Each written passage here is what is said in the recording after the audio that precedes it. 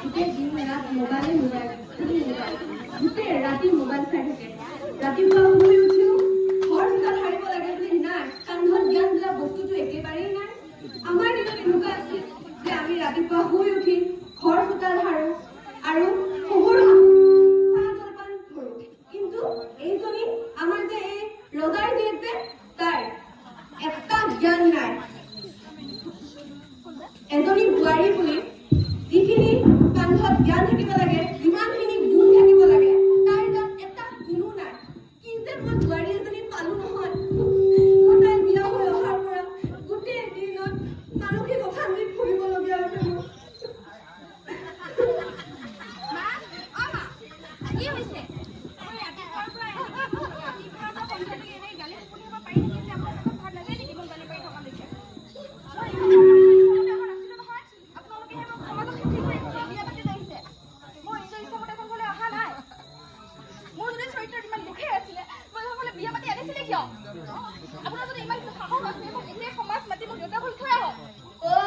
মোৰ সমাজ মাতিব দৰকাৰ নাই, বুজিছ? মই অকলে তোক চুলিত ধৰি শহুৰে ঘৰত থৈ আহিব পাৰো, তোৰ বাপেৰে ঘৰত থৈ আহিব পাৰো। যা।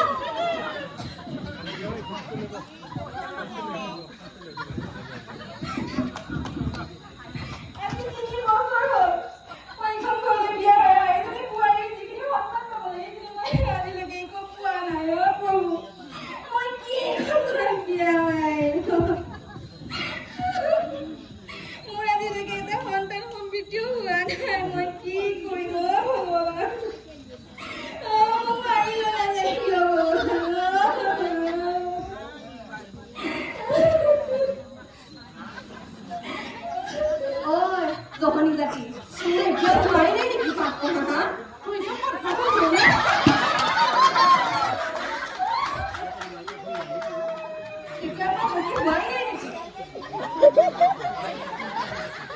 মাৰে পাইছিলি তই মোক এনেকে বকিবলে? হা?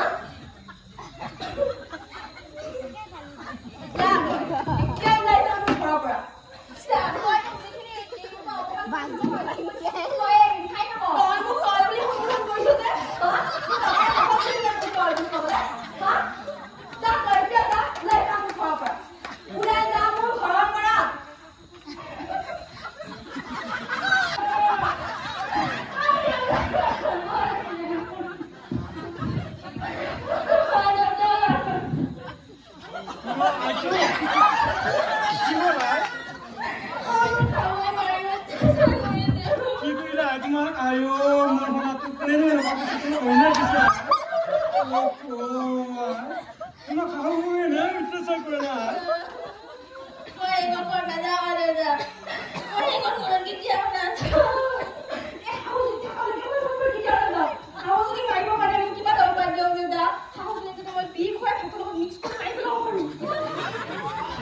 ইমান দুখ পাইছে তুমি, তোমাৰ ওপৰত ইমান অত্যাচাৰ।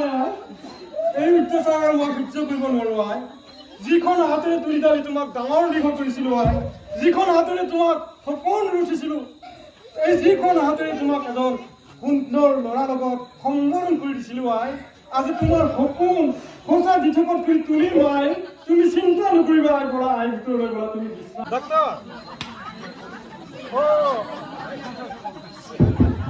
Hello', doctor Chakraborty? হয় হয় হয়।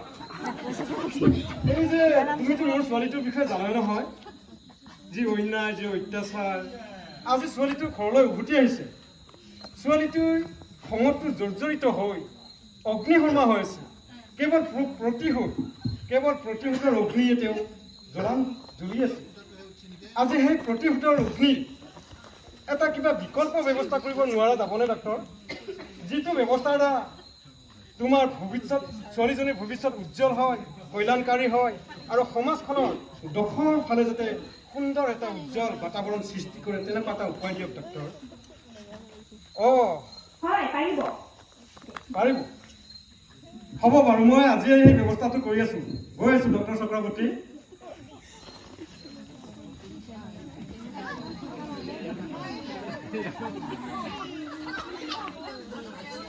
হেল্ল', হ'ব বাৰু। মাই আহাচোন তুমি ইফাললৈ।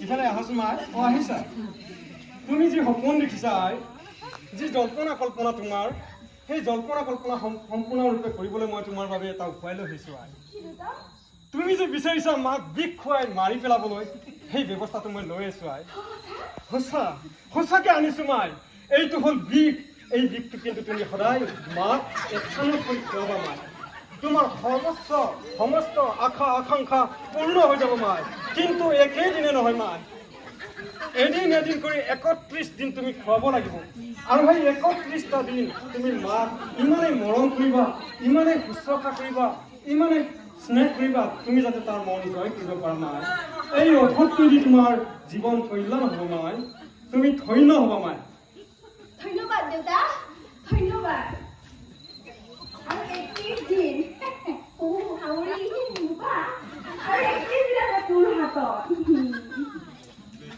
বেছিকত লাগিছে 31 দিন পিছত মোৰ মুখাই হোক এইখন ঘৰত মই ৰাণীৰ দৰে থাকিম বুঢ়ী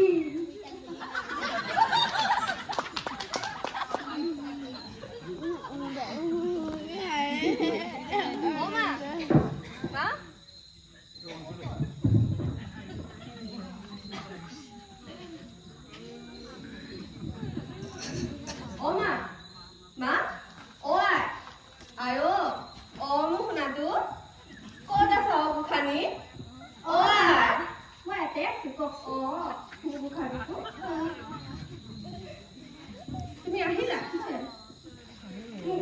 মোৰ গাটো বৰ বেয়া লাগিছে গৰম পানী অকণ কৰি আনাচোন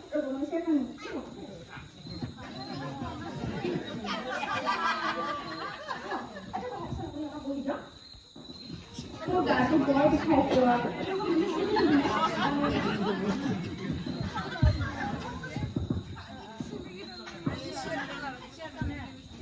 বোৱাৰী পাবলৈ ভাগ্য লাগিব মোৰ ল'ৰাৰ কপালখন সঁচাই ভাল তোমাৰ দৰে বোৱাৰী সকলোৱে নাপায় নহয় সঁচাই মই বৰ ভাগ্যৱান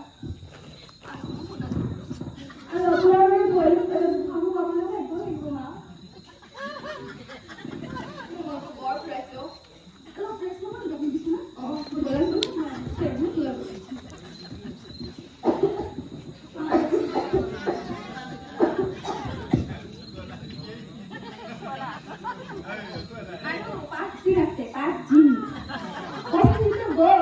আৰু 5 দিনৰ পিছত শহু তই স্বৰ্গ পাবি যায়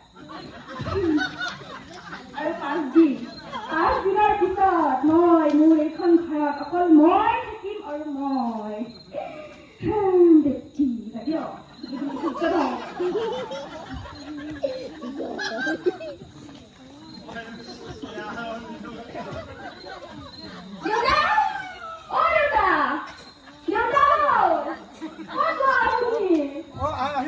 আপুনিতো কি দিলে কওকচোন বাৰু তাৰ খাওঁ এতিয়ালৈকে একোৱে হোৱা নাই আজি 31 দিন পাৰ হৈ কিবা হ'লগে এতিয়ালৈকে একোৱে হোৱা নাই যে চা মাই এই বস্তুটো যিটো তুমি বিষ বুলি খুৱাইছিলা শাহুমায়ক এইটো বিষ নহয় আই এইটো আছিল এটা টনিক তোমাৰ শাহুমাই যি মগজুৰ বিকাৰগ্ৰস্ত হৈ তোমাৰ লগত সদায় অশান্তি হৈ আছিল সদায় হাই কাজিয়াৰ সৃষ্টি হৈছিল আই তোমাৰ সুখৰ মুখ চাবৰ কাৰণে মই এই ব্যৱস্থাটো কৰিছিলোঁ আই তুমি সুদীৰ্ঘ জীৱন সুখে সন্তোষে থকা সুদীৰ্ঘ জীৱন শাহু মায়েৰ দৰে মায়েৰ লগত মিলিজুলি থকা এখন সুখৰ সংসাৰ গঢ়াৰ কাৰণেহে মই এই ব্যৱস্থাটো কৰি দিছিলোঁ আই তোমাক যদি এইটো টনিক বুলি দিলোঁ হয় তুমি নোখোৱালা হয় আই তোমাৰ ক্ৰোধটো তোমাৰ খং ৰাগ দমন কৰাৰ কাৰণে যিটো বিকল্প ব্যৱস্থা ল'ব লাগিছিল আই সেই ব্যৱস্থাটো মই তোমাক কৰি দিছোঁ আই তুমি এতিয়া সুখী হৈ সুন্দৰভাৱে শাহু মায়েৰ লগত থকা আৰু তোমাৰ শাহু মায়েৰ যি বিকাৰগ্ৰস্ত পুৰণি ৰোগ আছিল সেই ৰোগৰ পৰাও পৰিত্ৰাণ পালা তোমাৰ অবিহনে আৰু শাহু মায়ে থাকিব নোৱাৰে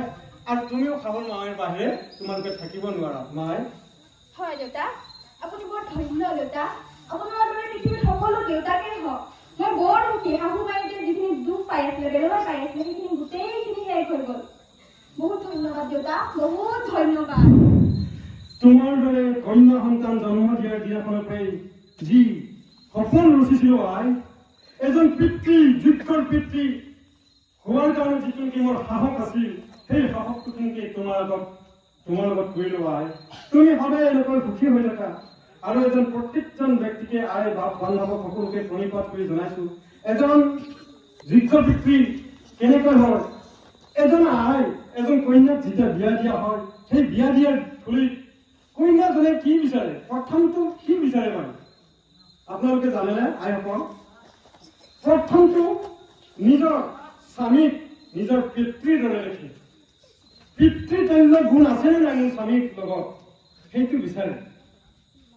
আৰু সেই পিতৃতুল্যৰ গুণ যিটো থাকিব লাগে এজন পুৰুষৰ লগত, যিটো চিন্তা চৰ্চা দীঘলীয়াকৈ ভাবি চিন্তি যিটো নেকি মুখ্য পথ, সেই মুখ্য পথটোকে বাছনি কৰিব লাগে প্ৰত্যেক পিতৃয়ে। আজি নাটকখন কৃষ্ণ ইমানকে সমাপ্ত কৰিলে চমুভাৱে। ধন্যবাদ।